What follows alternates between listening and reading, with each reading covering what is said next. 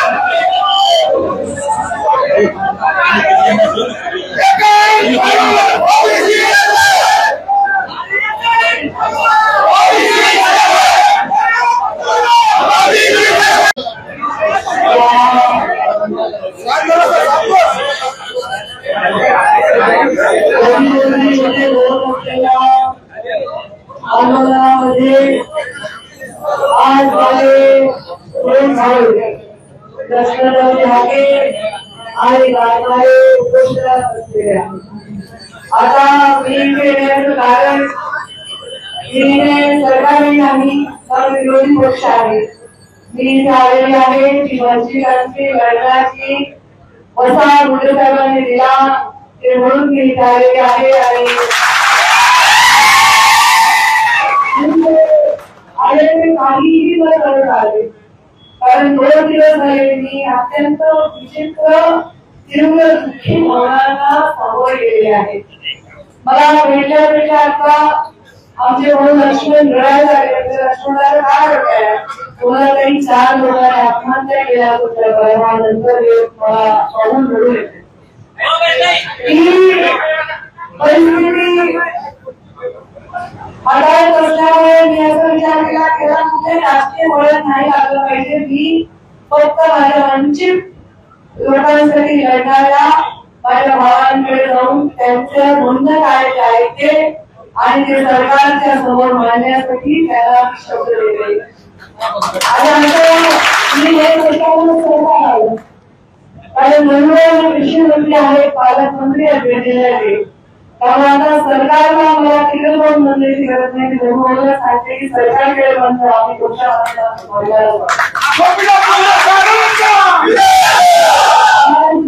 आमचे मुंडे साहेब आमचे ज्येष्ठ मार्गदर्शक आम्ही जंगलाचे आधीचे आमदार झालेले तेव्हापासून ते काम करत आहेत.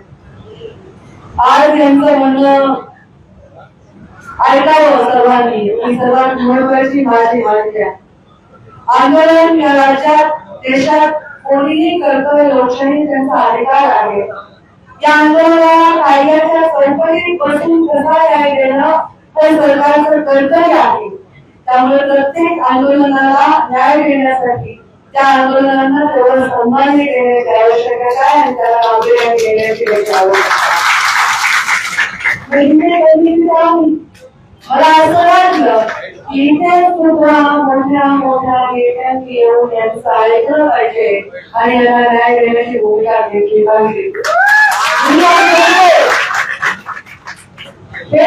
या आंदोलनाला सपोर्ट करण्यासाठी त्यांचं म्हणणं मांडण्यासाठी एक निघवा करण्यासाठी आहे आणि ते सरकारच्या माध्यमातून याचा न्याय देण्यासाठी आहे. पण इथे या भावांना पाणी सोडले त्यांची तब्येत खालावत आहे. चेहरे त्यांचे टवटवीत आहेत. त्यात संघर्ष हा पाठीला तुझलेला आहे आणि त्यामुळे 5-6 दिवस जरी उपाशी राहिला तर घटका विमुक्त उपाशी दिसत नाही. उपाशी राहिल्याची त्यांना सवय आहे.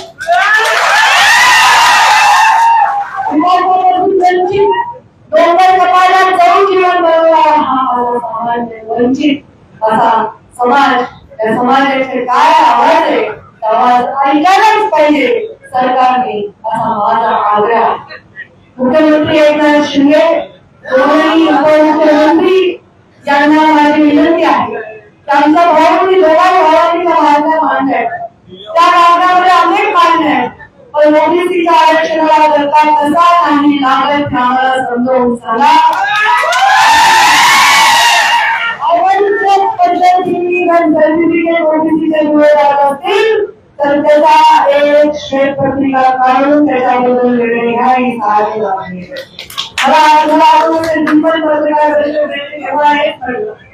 वैद्य वंचित समाजाला वैद्य पद्धतीने दिला गेलेला हक्काला आमचा विरोध नाही. मराठा आरक्षणाला आमचा विरोध असण्याचं कारण नाही. परंतु चुकीच्या पद्धतीने जर सर्टिफिकेट दिले जात असतील चुकीच्या पद्धतीने तर चुकीच्या आरक्षणाला धोका लागत नाही असं बोललं जात असेल तर याच्याबद्दल यांचं समाधान तुमचं समाधान माझं समाधान करणार सरकारने द्यावं आणि या लोकांच्या शोधामध्ये पाणी घालून त्यांना पोषण सोडवण्यासाठी सरकारने यावं अशी माझी मागणी आहे. मी माझ्यातून थोडा असं म्हणणे आहे माझी थोडी वाटत आहे मी थोडी मोठी नाही. सरकार म्हणून मला विनंती करते की ज्या सन्मानाने उपोषण या राज्यात सोडली जातात त्या सन्मानाने या रोगाचं उपोषण सोडलं जाते.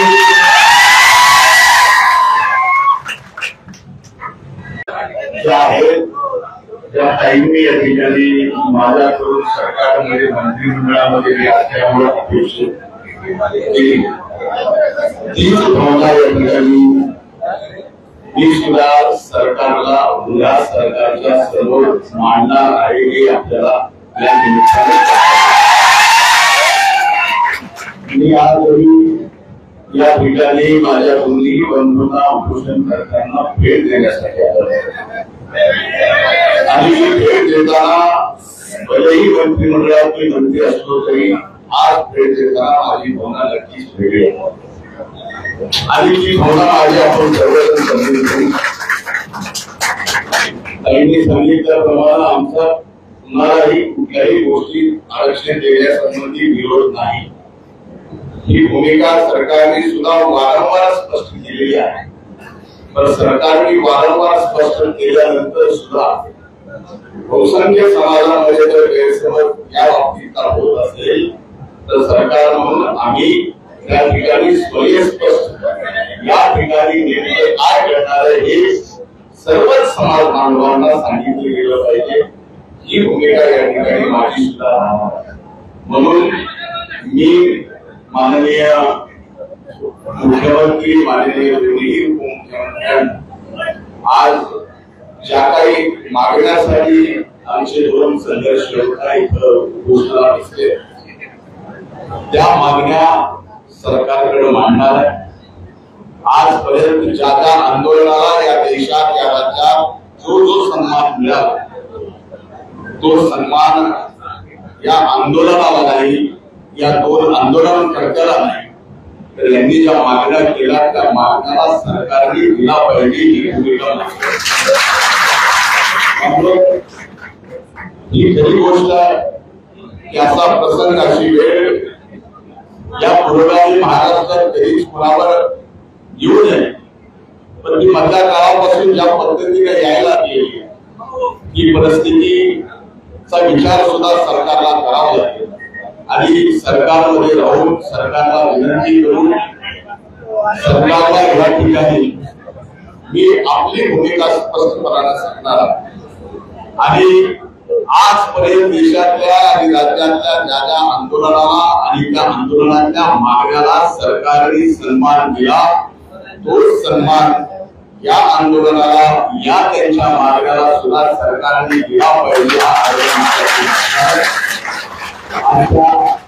या भेटीच्या अंती ज्या काही गोष्टी चर्चेच्या अंती माझ्या लक्षात आल्या त्याची मुळात सरकारमध्ये या ठिकाणी तोडगा तिघांनाही करून या ठिकाणी लवकरात लवकर जो समज गैरसमज या ठिकाणी निर्माण होतोय तो दूर केला पाहिजे ही भूमिका स्पष्टपणाने उद्या सरकारच्या समोर मांडणार आहे.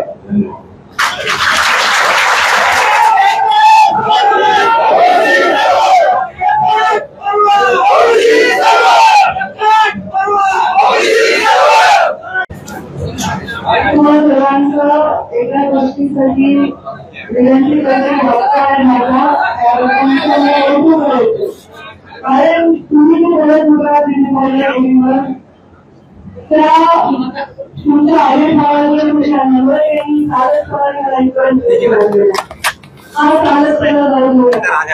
येणाऱ्या बंधाचा सन्मान करा.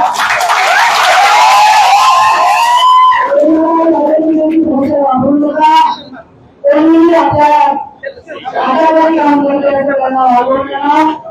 येणाऱ्या प्रत्येक व्यक्तीचा सन्मान करा आणि आपल्या सेवा करण्याची निश्चित कायम करा.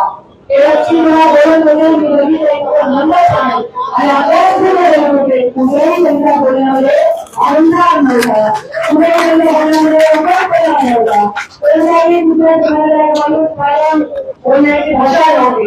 त्यामुळे मला वाटतं हे कायम ठेवलं पाहिजे. त्यामुळे तुमच्या घोषणांमध्ये तुमच्या बोलण्यांमध्ये कुठेही कितीही उत्साह आक्रमण असेल तर स्वतःची काळजी घ्या. आमची एकच विनंती